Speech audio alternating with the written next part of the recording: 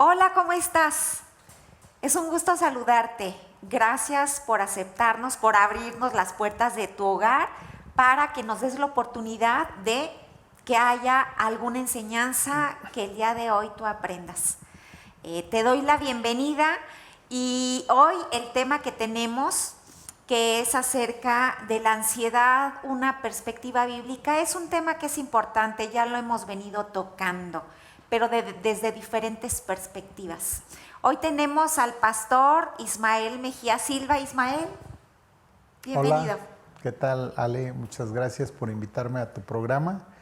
Y bueno, he seguido con mucho interés los temas, ¿verdad?, que has tocado, y en particular este último tema. Has estado hablando de la ansiedad y le has dado diferentes enfoques. Sí. Invitaste a Denise, nuestra hija, para que hablara, digamos, y diera la perspectiva psicológica. Sí.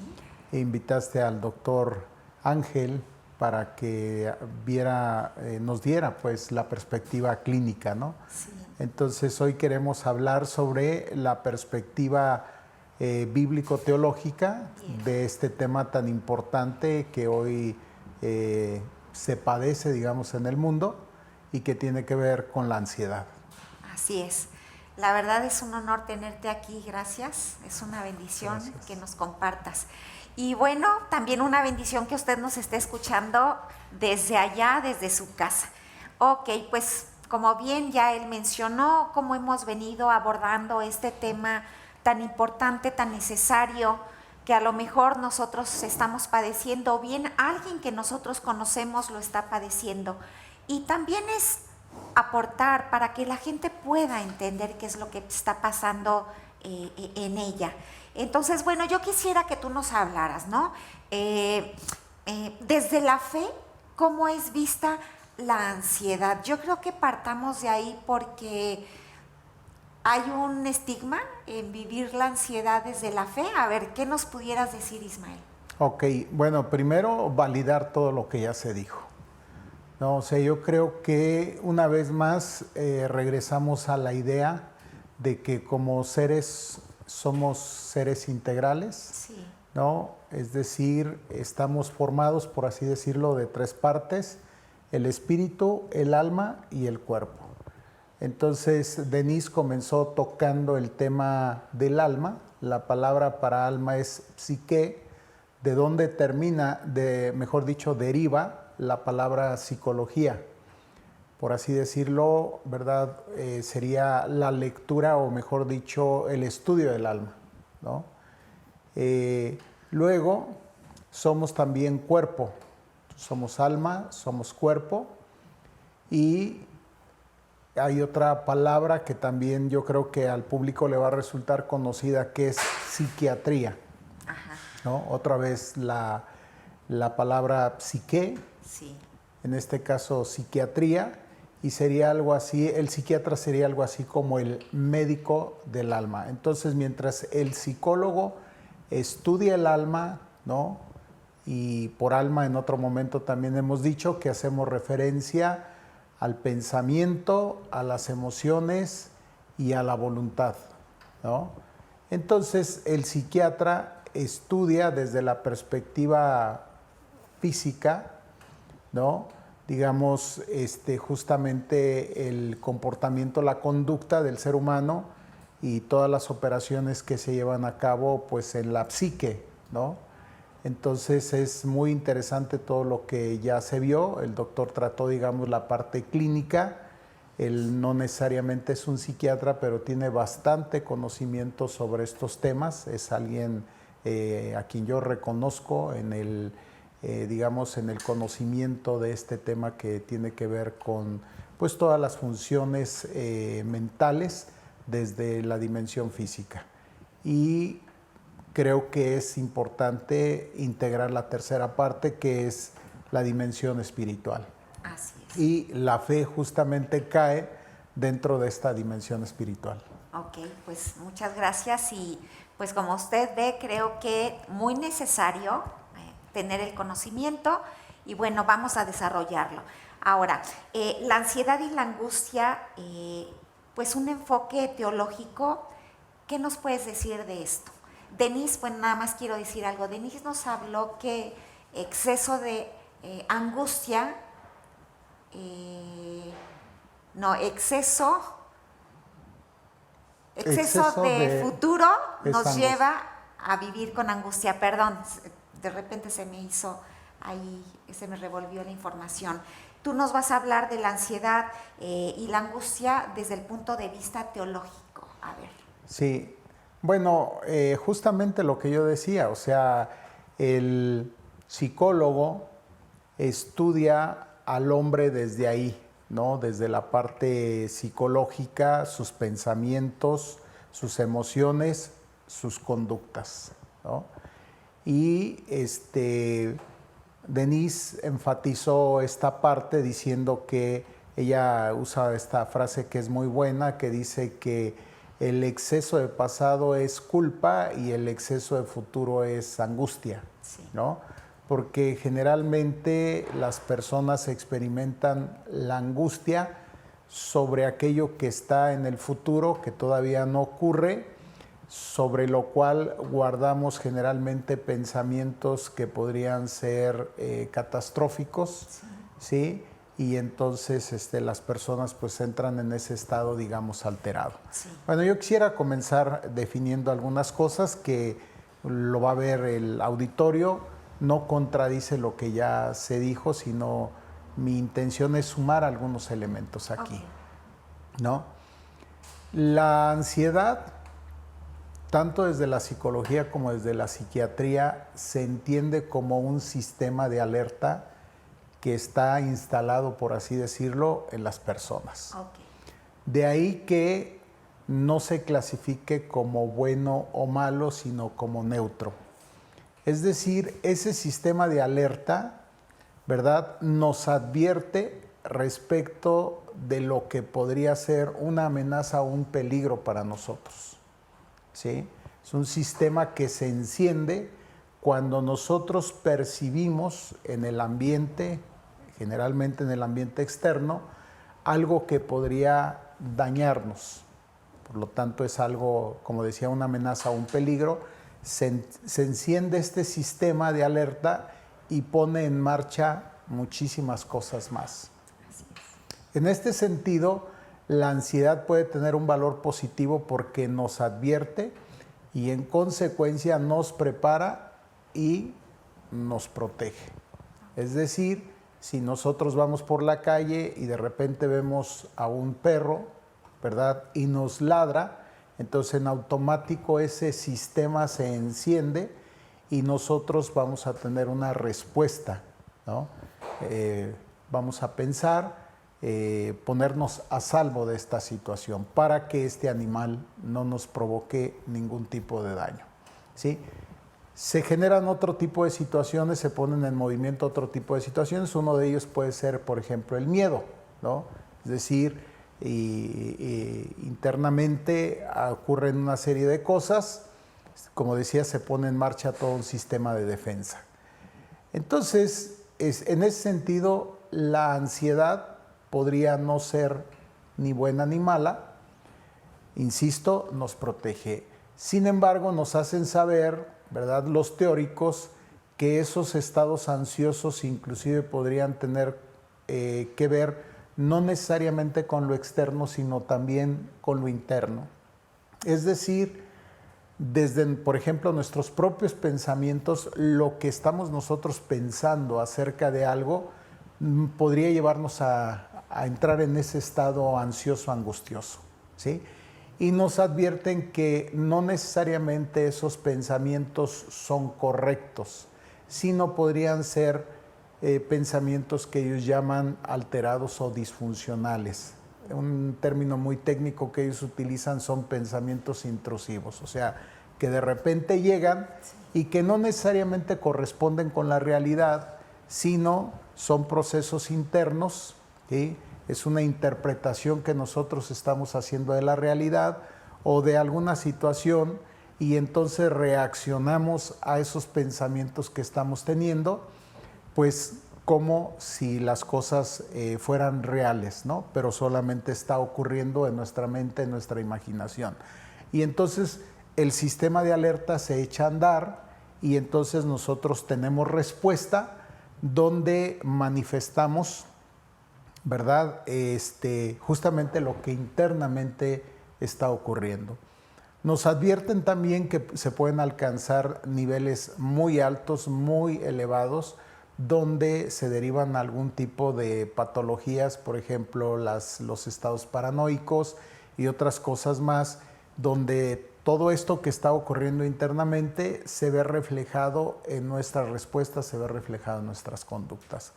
Hasta ahí todo lo que nos dicen nos ayuda a entender mucho, pues, el porqué de estas conductas, que a final de cuentas es eso, ¿no? Tratar de dar explicación a las conductas, a las respuestas de la persona, del ser humano. Ok, entonces, hasta aquí, digamos, es la parte psicológica y psiquiátrica, porque los psicólogos nos van a saber, nos van a ayudar a entender por qué tenemos ese tipo de pensamientos, ¿no? O sea, ¿a qué se deben este tipo de pensamientos? Y cómo podemos tratar y podemos trabajar con ello, pensamientos, emociones, para que entonces nosotros tengamos mejores conductas. A eso se dedican ellos.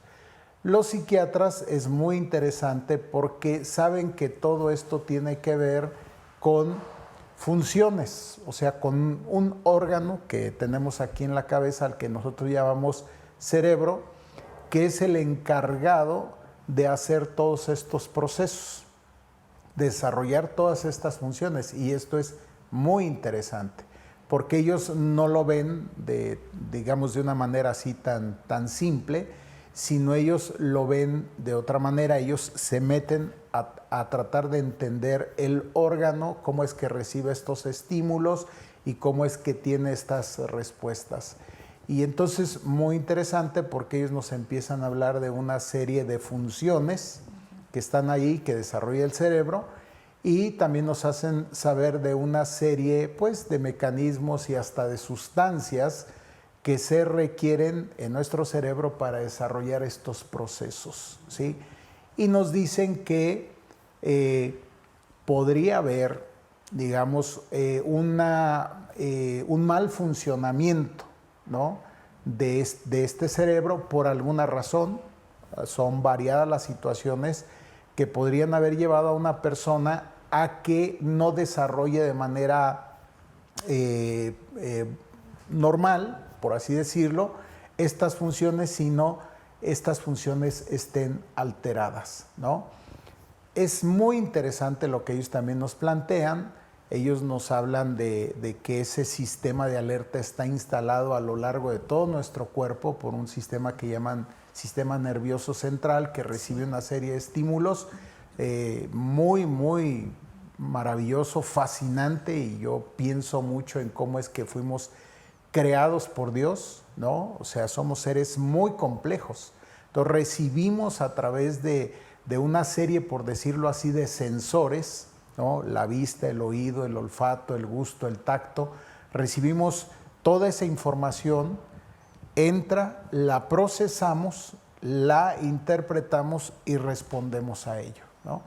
Y ellos dicen que este sistema podría quedar afectado, ahí sí, clínicamente hablando, es decir, que podría haber algo que impide el buen funcionamiento. Sí. Insisto, a mí me encanta escucharlos hablar sobre estos temas, porque lo único que me hace ver es lo grandioso y lo maravilloso, pues, de Dios, y cómo es que nos ha creado. Se meten ahí y entonces identifican en estos órganos algunas patologías, algunas enfermedades, algunas carencias, y entonces lo maravilloso de la ciencia es que han encontrado fármacos, ¿no?, que pueden ayudar, por así decirlo, para que se desarrolle, para que se tenga una mejor operatividad, ¿no?, para que haya un mejor funcionamiento, y sí, efectivamente se logra muchísimo, ¿no? Es decir, ese sistema, regreso a lo que venía comentando, ese sistema de alarma, ese sistema de alerta, sí, que se enciende y que de manera natural se debe desconectar, ¿no? Pongo un ejemplo, está temblando, ¿no? Hay un sismo. Entonces la gente, ese sistema de alerta entra, de alarma, de alerta, entra en función, pero aceptemos, llega un momento donde el sismo termina y entonces nosotros nos recuperamos. O sea, lo ideal es que nos recuperemos y que regresemos, por así decirlo, a la normalidad. Hay personas en quienes ese sistema de alerta dejó de temblar, el sismo se terminó y la persona sigue con el sistema de alarma encendido, ¿no? Entonces, ¿qué está pasando ahí? ¿Y qué pasa si se mantiene y se mantuviera ese sistema de alerta encendido? Entonces, de ahí pueden derivar muchas otras situaciones. Entonces, aclarado esto, ahora sí diríamos, ¿y dónde entra la fe? La pregunta que tú me hacías, ok, ya tratamos de entender desde la parte psicológica, ¿no? Cómo es que funcionamos desde la parte clínica, digamos, cómo funcionan nuestros órganos. Bueno, ¿y la fe dónde entra aquí? Si te fijas, tiene que ver con un asunto muy interesante. La ansiedad está muy conectado con algo que nosotros llamamos miedo. Ajá. ¿Sí? Entonces, hay cosas a las que les debemos tener miedo, pero, o debemos tener temor, pero hay muchas cosas a las cuales no les debemos tener temor, porque entonces ese sistema se estará encendiendo pues, de manera ininterrumpida, ¿no? Y se podrá mantener ahí encendido, generando otro tipo de daños y otro tipo de estragos en las personas. Y entonces lo contrario al miedo es la confianza, ¿no?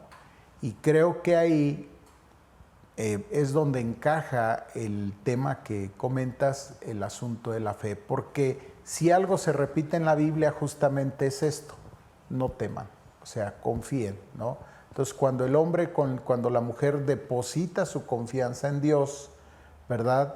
Pues sí, es cierto todo lo que nos han explicado, pero algo ocurre desde el campo de la fe, por así decirlo, regula. Parece ser que la fe puede regular los otros campos, en este caso el campo psicológico del alma y el campo fisiológico del cuerpo.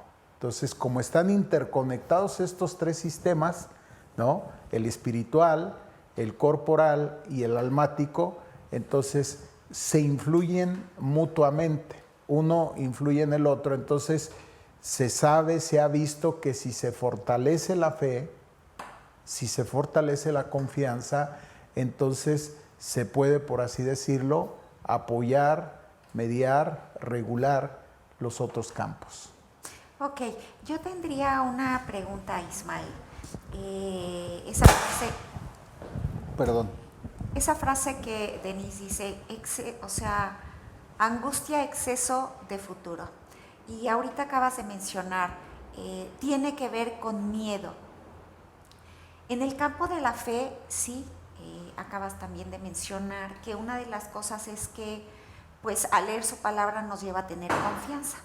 Yo recuerdo, yo sufrí ansiedad desde niña y yo llego a la fe.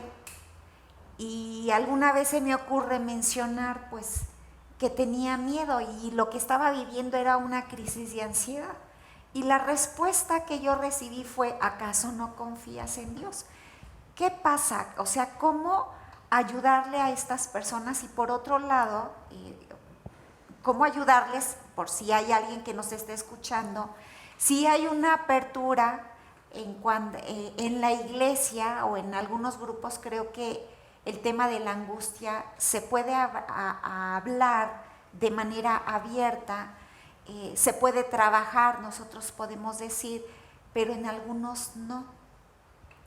Entonces, quizás habrá personas que vivan la ansiedad. ¿Cómo? ¿Qué les dirías tú ahorita? Porque estás hablando de la angustia, ¿no? Desde la perspectiva teológica. Bueno, a mí me encanta esto que han hecho, o que has hecho tú y esta propuesta que hiciste, de ver, digamos, las tres dimensiones. La parte del alma, la parte del cuerpo, la parte fisiológica y la parte, la dimensión del espíritu. Y yo creo que en muchos casos el abordaje debe ser igual, debe ser un abordaje integral, ¿no? O podríamos decir, si quieres, hasta multidisciplinario, ¿sí? O sea, no debemos descartar ninguna posibilidad de intervención desde el campo psicológico, desde el campo psiquiátrico y desde el campo espiritual o de la fe, ¿sí?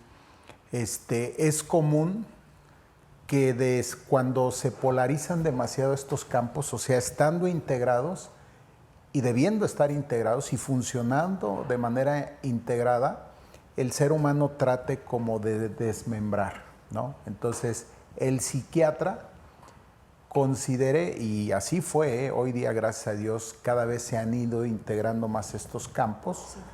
Pero antes que la psicología, la psiquiatría se desarrolló, o sea, el campo clínico, el campo médico, y todo era tratado desde el punto de vista de el diagnóstico clínico, ¿no? Entonces se creía que si la persona tenía este tipo de respuestas o de conductas, tenía que ver con que algo no le funcionaba, ¿no? Y por eso está muy desarrollado el campo clínico y muy enterado y muy entendido de estas funciones. Y es, insisto, maravilloso conocer, maravilloso y fascinante conocer sobre todos estos procesos, ¿no?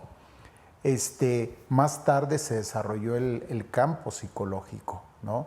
Y debo decirte que la psiquiatría descalificaba la psicología, la consideraba poco científica, poco seria, ajá, muy subjetiva, ¿no? Sin embargo, a través... Y una pregunta, ¿la fe cómo veía la psiquiatría mal, y cómo veía la psicología? Mal. Es lo que, insisto, estaban separados estos tres campos. Cuando aparece la psicología, todos sabemos que hubo un cisma entre fe y psicología, ¿no? Y si quieres, hasta con justa razón. O sea, es un tema que en otro momento se puede tratar, si quieres, con cierta y con justa razón. La fe se asociaba mucho como con el oscurantismo, ¿no? Con la ignorancia, con la simpleza, en fin, se veía a la fe, se llegó a ver a la fe como un tema poco serio, ¿no? Entonces, sí, hubo un cisma, estas tres áreas, estos tres campos, y inclusive un pleito fuerte, que poco a poco, como a final de cuentas el interés es la persona, su salud, su bienestar, cada uno de ellos ha ido entendiendo su campo de acción, ¿no?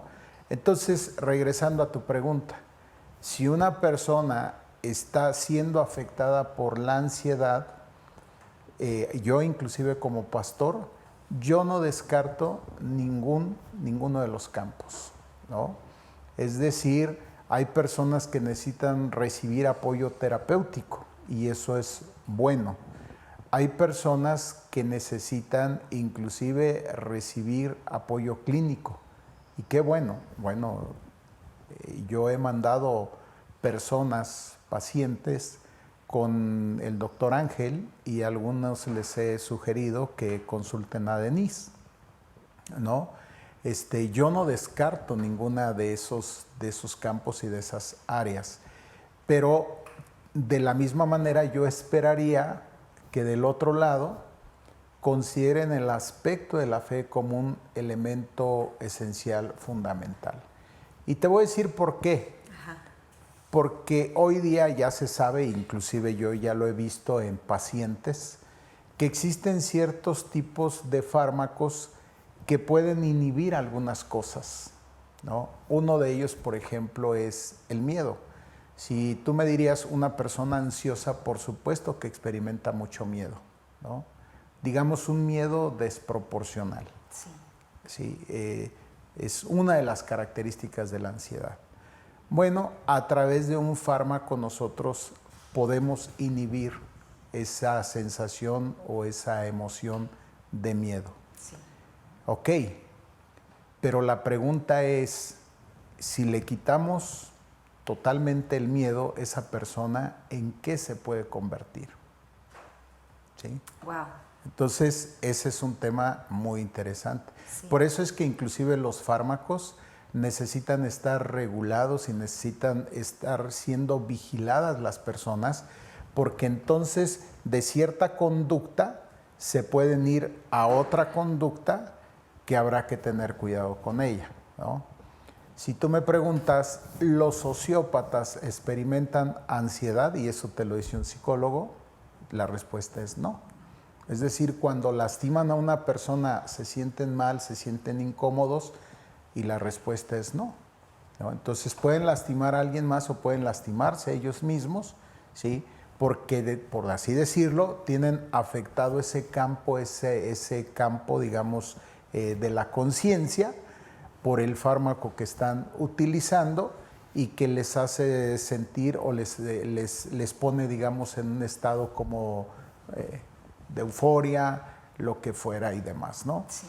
Entonces, ahí nosotros vemos el cuidado que se debe tener, inclusive cuando se suministran fármacos, los médicos, los psiquiatras lo hacen con mucho cuidado. Entonces, lo que se requiere, siempre yo he dicho, es una intervención multidisciplinaria o integral, ¿no?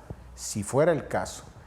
Y a veces estoy de acuerdo que quien debe llevar la mayor carga, la mayor responsabilidad puede ser el terapeuta, a veces es el psiquiatra y a veces es, digamos, el pastor o el consejero, ¿no? Entonces, si hacemos un trabajo integral, lo más probable es que veamos resultados positivos en esa persona.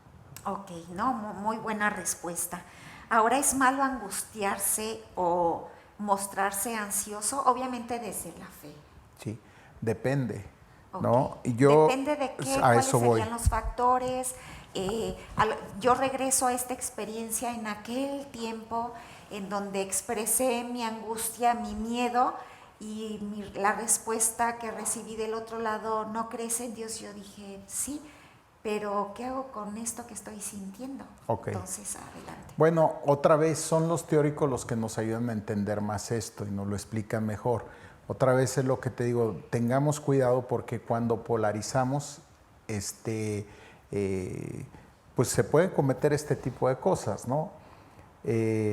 Si la ansiedad es un sistema de alerta que nos pone en activo, entonces, ¿qué pasaría si esa ansiedad no se presenta y nos responden? Pues lo que pasaría es que esas personas, en lugar de ser activas, serían pasivas. Ajá. Si quieres verlo así, un nivel de ansiedad, si lo queremos ver de esta manera, es positivo. Correcto. ¿Sí? Y quizás nos ayude mucho, ¿verdad?, verlo con un personaje, con Pablo, ¿no? En su segunda carta a los Corintios, en el capítulo 11, verso 28, dice, y además de otras cosas, lo que sobre mí se agolpa cada día, la preocupación. Voy a cambiar la palabra preocupación por ansiedad, ¿sí? Por todas las iglesias. Ajá. ¿Sí? Porque relacionamos, por ejemplo, la ansiedad con preocupación. Entonces yo podría decir aquí, pero ¿de qué se preocupa Pablo? No debería de estar ansioso, vamos a ponerlo de esta manera. Pero justamente esa preocupación es que lleva a Pablo a hacer lo que hace, ¿sí? A mostrarse, digamos, como, en el buen sentido, como incansable, como en activo, como con mucho dinamismo para, como él mismo decía, ganar a los que más pudiera, en este caso para Cristo. Sí. ¿Sí? Entonces una persona, digamos, con mucha energía, con mucha fuerza, justamente movido, digamos, por esa preocupación, por esa ansiedad. Y diría a lo mejor gente que está allá del otro lado en las pantallas a ver qué es lo que está diciendo el pastor. Y entonces nos tenemos que ir a las palabras. La palabra que Pablo utiliza aquí es la misma palabra que utiliza en Filipenses 4:6, cuando dice la preocupación. Y entonces en Filipenses 4:6 dice, por nada estéis afanosos. Ah, caray. Entonces, ¿qué está diciendo Pablo? ¿Por fin sí o no? Ajá. Por un lado, él mismo se muestra, vamos a ponerlo así, usando la misma palabra, afanado, preocupado, intenso por ir y por evangelizar, ¿no? Y por enseñar y por fundamentar a cada una de las iglesias en la fe. Sí. Y por otro lado, está diciendo, no se afanen. Entonces la pregunta es, ¿cuándo sí, cuándo no? Y ahí está la clave. Entonces creo que el problema como tal no es la ansiedad, sino qué es lo que la provoca. Creo que ahí está justamente el problema, ¿no? ¿Qué es lo que la provoca? Porque ya lo dijimos, o sea, a final de cuentas, la ansiedad, ese sistema que se enciende, también es algo que nos pone en movimiento, y en este caso a Pablo en el movimiento correcto de ir y de alcanzar a más personas para Cristo y establecer firme y fuerte a las iglesias y todo lo que querramos ver. Entonces entra lo que podríamos llamar la moralización del motivo, ¿no? Es decir, si hay motivos válidos para que estemos preocupados, Sí. o motivos no válidos para que nos preocupemos. Okay. En Filipenses lo que él está diciendo es que no nos afanemos por una serie de cosas por las cuales más valdría la pena poner nuestra confianza en el Señor, ¿no? ¿Qué habremos de comer? Y esto no significa que nos sentamos. Sí, hacemos lo que hacemos, pero también a través de, en este caso, nuestra fe, nuestra confianza en Dios, sabemos que Él nos dará provisión. De ahí la importancia entonces como de identificar cuál es mi preocupación. Correcto, correcto. De hecho, los psicólogos es con lo que trabajan. Por ejemplo, bueno, hay muchas corrientes de la psicología, pero hay una corriente que se conoce como la corriente cognitivo-conductual, ¿no? Y ellos trabajan mucho con el tema de los pensamientos, ¿no? Entonces, ellos ayudan al paciente a entender que hay muchas cosas de las cuales se preocupan o por las cuales se preocupan que no valen la pena, ¿no? Claro. Y que esos pensamientos son pensamientos, ellos les llaman catastróficos, por ejemplo, ¿no? En fin, y ellos trabajan mucho con esto tratando de desarraigar el pensamiento que llaman disfuncional y reemplazar el pensamiento disfuncional por el pensamiento correcto. Así es, no, pues muchas gracias por esto. Ahora, sabemos que existen tratamientos clínicos, ¿no? Que tiene que ver con la medicina, que hay tratamientos terapéuticos que tiene que ver con la psicología. ¿Cuáles son los recursos que tiene la consejería pastoral para ayudar a las personas que viven con ansiedad? Es un tanto parecido, digamos, a lo terapéutico, nada más que en este caso la consejería cristiana o pastoral que acompaña, que ayuda a estas personas, se centra en algo que nosotros llamamos disciplinas espirituales. ¿Sí? ¿Podrías hablarnos acerca de disciplinas espirituales? ¿Habrá quien sí pudiera saber, habrá quien no? Y entonces, para que tengan una claridad. Ok. Por ejemplo, una de ellas es la lectura y la meditación de la palabra. Si ya dijimos, por ejemplo, desde el modelo cognitivo-conductual de la psicología, que ellos plantean que todo comienza con un pensamiento, entonces necesitamos pensamientos correctos, ¿no? Que nos lleven a actuar de manera correcta, ¿no? Hay un pasaje hermoso en la Escritura, en Isaías, que dice, Tú guardarás en completa paz aquel cuyo pensamiento en ti persevera, porque en ti ha confiado. E insiste, confiad en Jehová perpetuamente, porque en Jehová el Señor está la fortaleza de los siglos. Isaías 26, 3 y 4. ¿Sí? Entonces, ¿qué quiere decir? Que a través, algunos hasta le llaman biblioterapia y no sé qué cosas, ¿no? Lo cierto es que la palabra tiene un efecto muy positivo en el creyente. Está luchando con sus pensamientos, ¿no? Como tú decías al principio, esta frase que Denise comenta, exceso de futuro, pues angustia segura, ¿no? Entonces, pero está teniendo pensamientos y generalmente son pensamientos negativos respecto de su futuro, ¿sí? Está pensando que van a ocurrir cosas que inclusive probablemente ni ocurran ni sucedan, Así es. ¿no? Pero está siendo dominado por esos pensamientos. Bueno, ¿qué pasa si yo tomo estos pensamientos y los centro, como dice ahí, los centro en Dios? Entonces, ¿y qué es lo que Dios dice? ¿No? Por ejemplo, me dice que, pues, no sé, que Él tiene pensamientos de bien y no de mal para mí.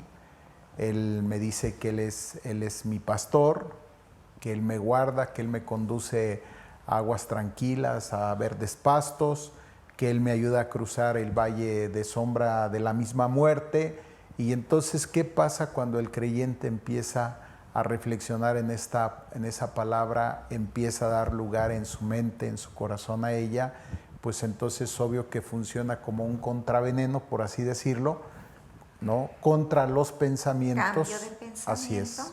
Sí. Reemplazo de pensamiento. Sí, correcto. También hay un pasaje en la Escritura que dice que llevemos cautivo todo pensamiento en obediencia a Cristo. Hay otro que, parafraseando los Romanos 12:2, que dice que cambiemos nuestra manera de pensar para cambiar nuestra manera de vivir. Entonces, una disciplina espiritual es la lectura de la palabra, la meditación en ella, ponerla por obra. Entonces, es una disciplina. Otra disciplina espiritual es la oración, ¿no? La oración, pues nosotros hemos dicho que no es un rezo, es un diálogo con Dios, ¿sí? Y si quieres un diálogo con Dios y hasta con nosotros mismos, ¿no? Sí. A veces se nos sugiere que en la medida de lo posible, ¿verdad?, la verbalicemos, porque también hoy nos explican que ocurre algo muy interesante al cerrar el circuito, o sea, al hablar y escucharnos al hablar. Una, no nos distraemos, ¿sí? Y la otra es que cerramos el circuito, hay cosas que a nosotros mismos nos estamos diciendo, ¿no? Y también nos centramos como nuestro pensamiento, porque sabemos también que los pensamientos fácilmente van en todas direcciones. Entonces, a través de la oración, ¿no?, meditación en la palabra, oración, comunicación con Dios, hablar con nosotros mismos. El salmista lo hacía, ¿no? En el Salmo 42:11, ¿por qué te abates, oh alma mía?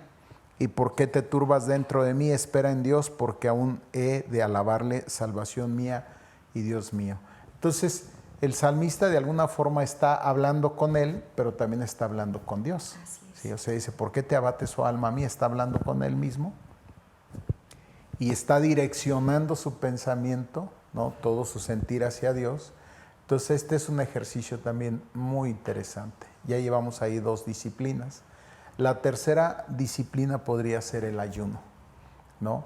El ayuno, pues sabemos que es privarnos. Generalmente lo asociamos a la comida, pero podemos privarnos de muchas cosas, ¿no? No solamente de la comida, para concentrarnos, en este caso sería en la meditación, la lectura de la palabra y la oración. Y entonces ocurre algo muy, muy interesante, ¿no? Entonces nos enfocamos más, sobre todo cuando sentimos, por ejemplo, la necesidad de la ingesta, recordamos que no la estamos llevando a cabo porque tenemos un propósito. Entonces, como que nos mantiene conectados en lo que estamos. Y otra disciplina espiritual, la cuarta, sería la comunión con otros creyentes, ¿sí? Sabemos que las personas que entran en estados ansiosos, a veces una de las cosas que llegan a hacer es aislarse. Y eso es delicado, eso es peligroso, porque entonces quedan ellos y sus pensamientos, y no hay manera de que se escuchen a través de los demás. Así es. ¿No? Entonces, pues ahí están cuatro disciplinas. La última sería el servicio, ¿no? El servicio sería como dejar de vernos a nosotros mismos y entrar en contacto y en servicio por los demás. De hecho, bueno, yo le comento a usted como testimonio, en ese tiempo, y bueno, aquí Ismael lo supo, pues como que no estaban conectados las tres áreas, el área de la psiquiatría, el área de la psicología y la fe. Lo único que yo tenía en aquel momento era la fe. Y una de las cosas que a mí me ayudó a trabajar la ansiedad fue la fe, y es meterme en la palabra, lo que acaba de mencionar Ismael, las disciplinas, en donde la palabra era lo único que me sostenía en esos momentos ansiosos, en donde llegaba la angustia, la ansiedad, el miedo, y es decir, mi confianza la depositaba en Dios. ¿Funciona? Yo le digo, sí, sí funciona. Bueno, aquí estoy dando testimonio justamente de eso, ¿no? Entonces, pues muchas gracias por esta respuesta. Y bueno, creo que hay personajes bíblicos que hablan de momentos, experiencias de ansiedad que tuvieron, de angustios, o sea, momentos angustiosos. ¿Y cómo le enfrentaron, Ismael? ¿Quiénes serían esos personajes bíblicos?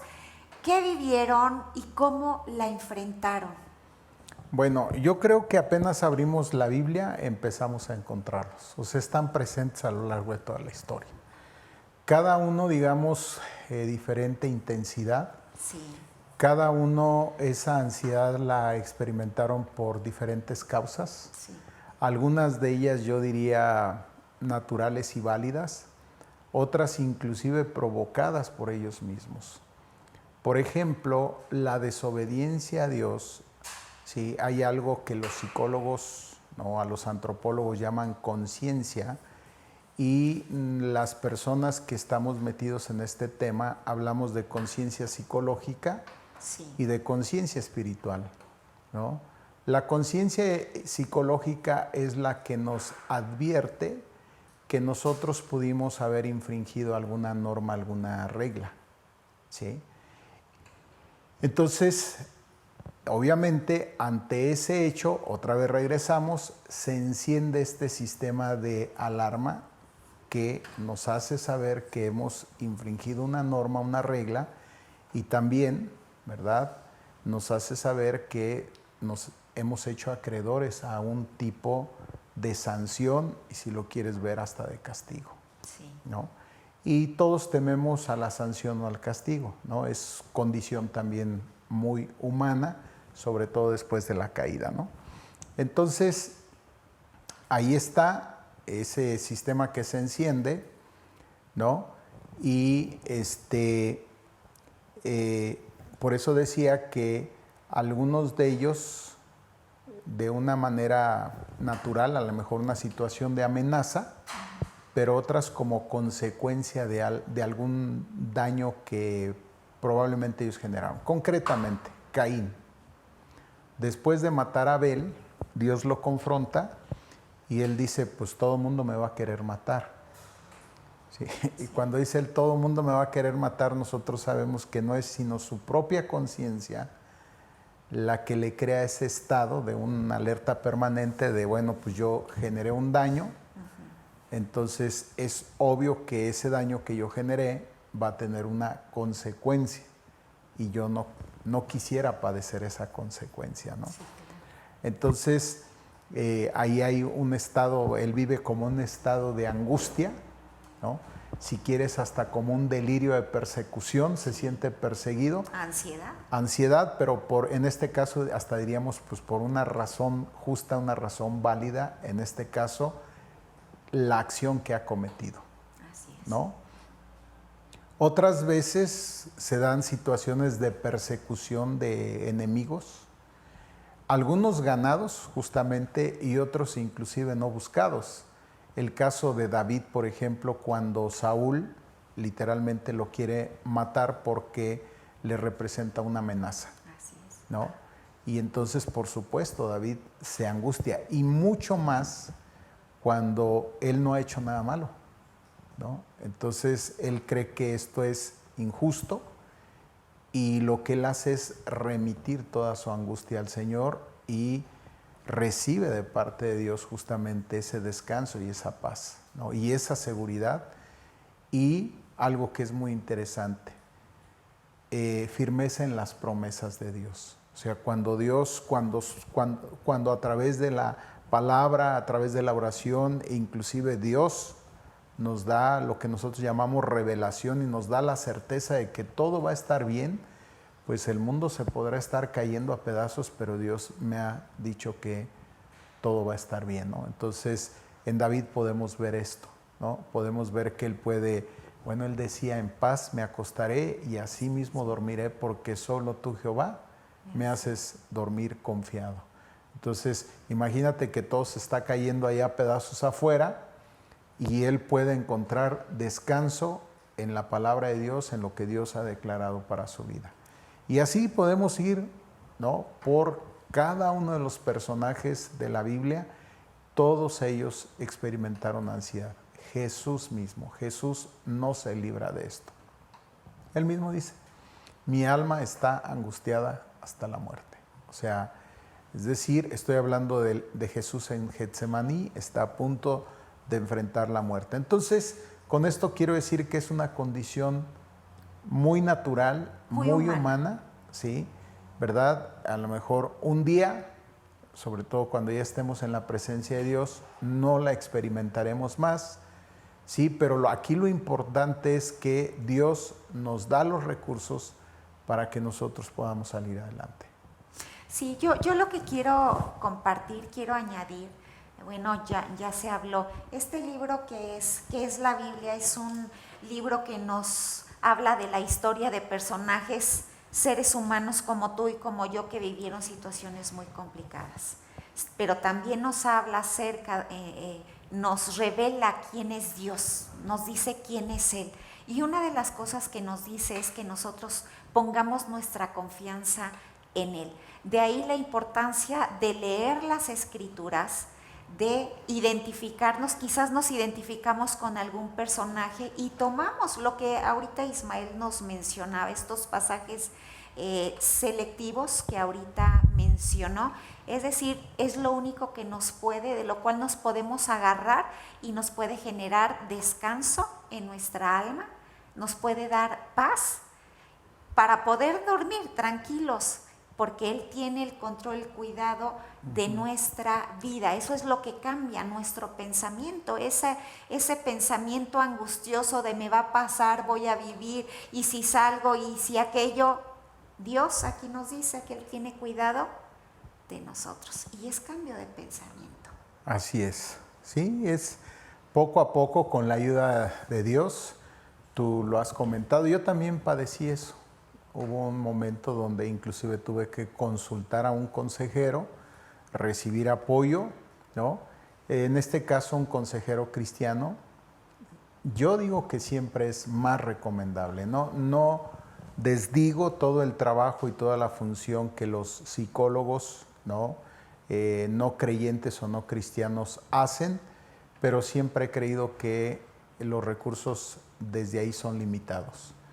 Desde la fe, los recursos son ilimitados.